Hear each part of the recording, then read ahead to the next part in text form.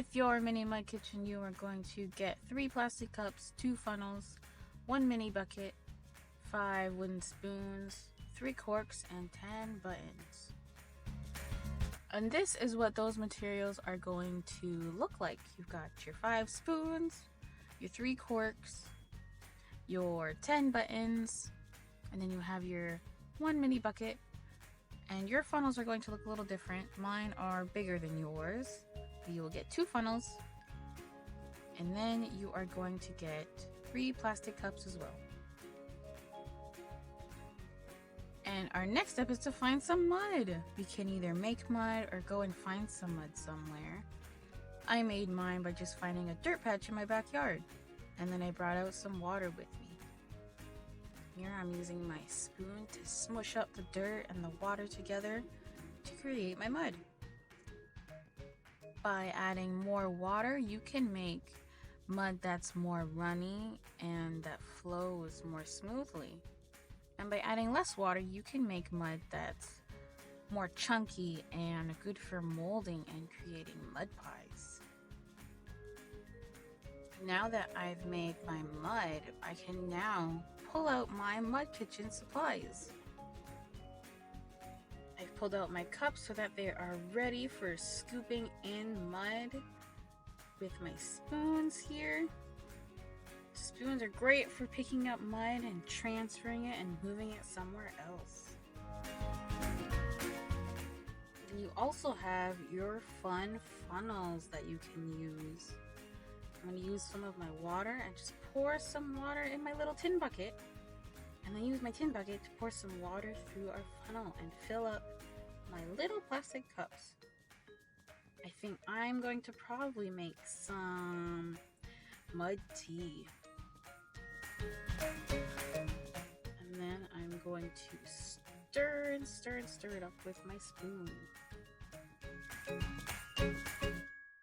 The spoons are great for scooping and manipulating and moving the mud around and picking it up wherever you want it to go. And we can also bring in our buttons whenever you'd like.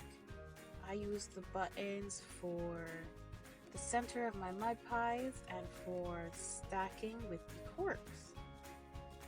And you can also use them to count and to sort.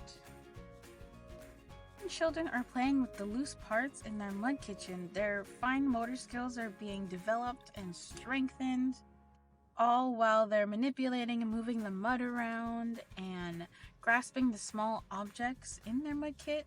They're able to focus on the experience and the process of it rather than the end product. And you can have fun with your loose parts and have your own ideas and designs of what your loose parts can look like and what your loose parts can do.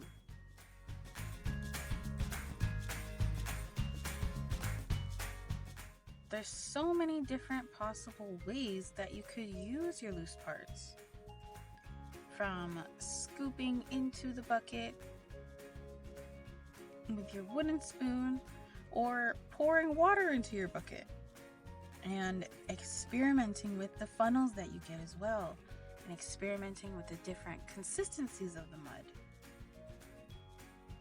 To go from runny mud and to thick mud that can make you some really delicious mud pies.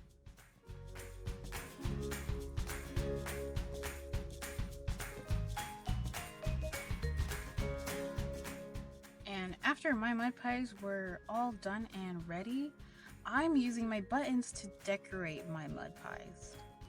My buttons are going to be the cherries on top. And if you'd like to stack some of your materials, what I did is just use a small bit of mud, and then I stuck what I wanted to stack right on top. And it helps it all stay in place. But when I added too much mud, it fell over because the mud was too heavy. So then I added a smaller piece of mud. And now it is staying. And after your activity time is over and you're ready to wash up, you can make a game out of finding your colorful buttons in the mud. After the mud covered my buttons, the color was hiding, so I couldn't really see the buttons that well. So it was a nice fun game to try and spy all of my buttons. I hope you all have fun with your mud kitchen. Thanks for watching. Mama P.